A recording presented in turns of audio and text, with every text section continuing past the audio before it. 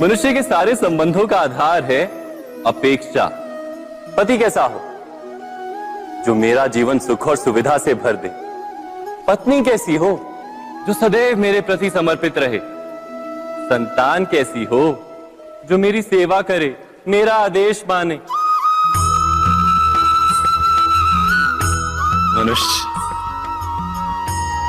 मनुष्य उसी को प्रेम भी कर पाता है जो उसकी अपेक्षा पूर्ण करता है, और अपेक्षा की तो नियति है भंग होना। कैसे? क्योंकि अपेक्षा मनुष्य के मस्तिष्क में जन्म लेती है। कोई अन्य व्यक्ति उसकी अपेक्षाओं के बारे में जान ही नहीं पाता। पूर्ण करने की प्रामाणिक इच्छा हो तब भी कोई मनुष्य किसी की अपेक्षाओं को पूर्ण नहीं कर पाता, और वहां से जन्म लेता है संघर्ष।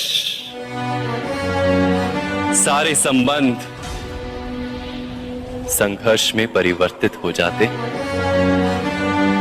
पर मनुष्य अपेक्षा को संबंध का आधार ना बनाए और स्वीकार करे केवल संबंध का आधार, तो क्या ये जीवन स्वयमेव सुख और शांति से नहीं भर जाएगा?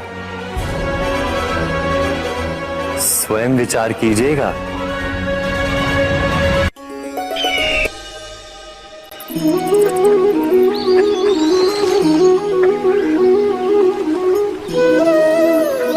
समय के आरंभ से ही मनुष्य को एक प्रश्न सदा पीड़ा देता है कि वो अपने संबंधों में अधिकतम सुख और कम से कम दुख किस प्रकार प्राप्त कर सकता है। क्या आपके सारे संबंधों ने आपको संपूर्ण संतोष दिया है? विचार कीजिए। हमारा जीवन संबंधों पर आधारित है। हमारी सुरक्षा संबंधों पर आधारित है। इसी कारण हमारे जीवन के सारे सुखों का आधार भी संबंध है। किंतु फिर भी हमें संबंधों में ही अधिकतर दुख क्यों प्राप्त होते हैं?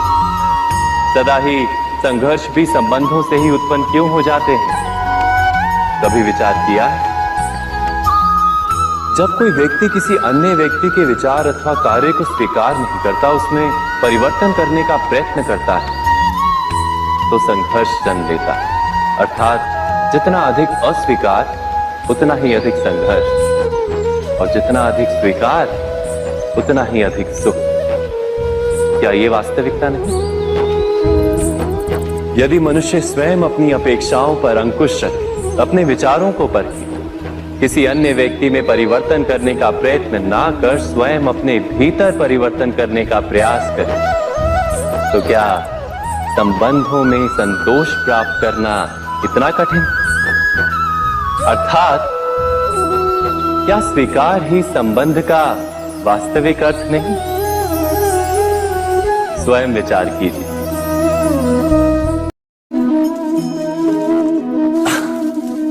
दो व्यक्ति जब निकट आते हैं तो एक दूसरे के लिए सीमाएं और मर्यादाएं निर्मित करने का प्रयत्न अवश्य करते हैं।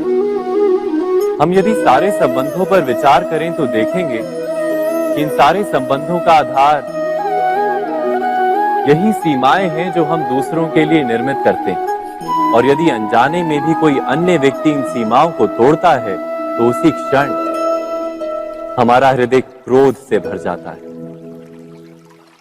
इन सीमाओं का वास्तविक रूप क्या है? क्या हमने कभी विचार किया? सीमाओं के द्वारा हम दूसरे व्यक्ति को निर्णय करने की अनुमति नहीं देते, अपना निर्णय उस व्यक्ति पर थोपते, अर्थात किसी की स्वतंत्रता का अस्वीकार करते हैं। और जब स्वतंत्रता का अस्वीकार किया जाता है तो उसका हृदय दुख से भर जाता है, और जब वो सीमाओं को तोड़ता है तो हमारा हृदय क्रोध से भर जाता है। क्या ऐसा नहीं होता?